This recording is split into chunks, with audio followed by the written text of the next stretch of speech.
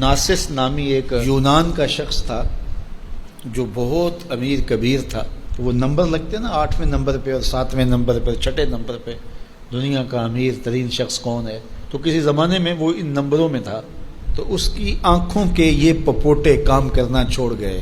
Doctor solution tape لگا کے اس کی آنکھ کھول دیتا تھا, سلوشن ٹیپ لگا کے بند کر دیتا تھا اور وہ سو جاتا تھا. پھر وہ کھولتا اور جو ہے وہ اس کو دیکھنا ملتا. تو یہ آٹومیٹک سسٹم خراب ہو گیا. تو کسی نے ناسس سے ایک دن پوچھا کہ تیری زندگی کی سب سے بڑی خواہش کیا ہے؟ یہ جہازوں کے بیڑے تیرے ہیں, یہ اتنے بڑے کاروبار ہیں, تا حد نظر پھیلے ہوئے بنگلے, اتنا کچھ, تو کوئی خواہش رہ گئی ہے؟ اس نے کہا ہاں ایک میری خواہش رہ گئی ہے. تو سننے والے نے کہا کہ کیا؟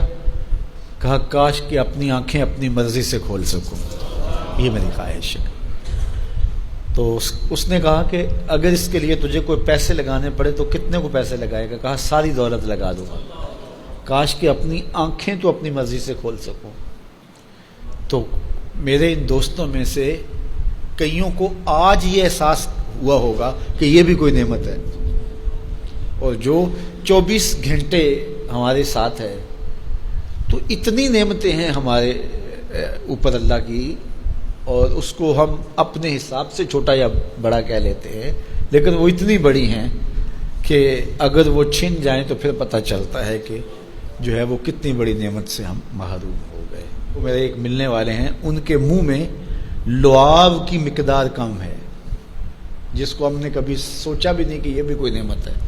یہ قدرتی گریس ہے جو منہ کو تر رکھتی ہے اور بولنے میں مدد ملتی ہے, اور نظام انہضام کو اس سے بہت زیادہ فائدہ پہنچتا ہے. لیکن ان کا مسئلہ کیا ہے کہ مقدار کم ہے. تو اب وہ 5-7 منٹ نہیں بول سکتے, بولیں گے تو جو ہے وہ سارا منہ خشک ہو جائے گا. میاں مسئلہ کیا ہے؟ لعاب کم آتا ہے, لعاب کی مقدار تھوڑی ہے. تو کبھی اس کو بھی کسی نے نعمت سمجھا, لیکن یہ کتنی بڑی نعمت ہے. وہ کسی علاقے میں انہوں نے یہ کیا کہ یہ مینڈک نہیں ہوتے, مینڈک, یہ انہوں نے وہاں سے ختم کروا دی, دوائی ایسی ڈالی کہ یہ آواز نکالتے ہیں, یا اس طرح وہ مسئلہ ہوا. تو اب کیا ہوا کہ چاول کی فصل پر ایسی سنڈیاں آ گئیں کہ جس کا کوئی علاج ہی نہیں تھا. تو یہ پانی کے اندر جو مینڈکیں ہوتی ہیں یہ ان حشرات کو کھاتی ہیں جو فصل کے لیے نقصان دہ ہوتی ہیں. تو اب وہ مینڈکیں ڈھونڈتے پھرتے ہیں. اب ہمیں نہیں پتا کہ کون سی چیز کتنی بڑی نعمت. یہ کیچوا ہوتا ہے, کیچوا کبھی آپ نے دیکھا جس کو وہ ہم اپنی پنجابی میں گنڈویا کہتے ہیں. کبھی آپ نے سوچا کہ اس کا سلسلہ کیا ہے؟ یہ مٹی کھاتا ہے, ایک طرف سے دوسری طرف سے نکال دیتا ہے.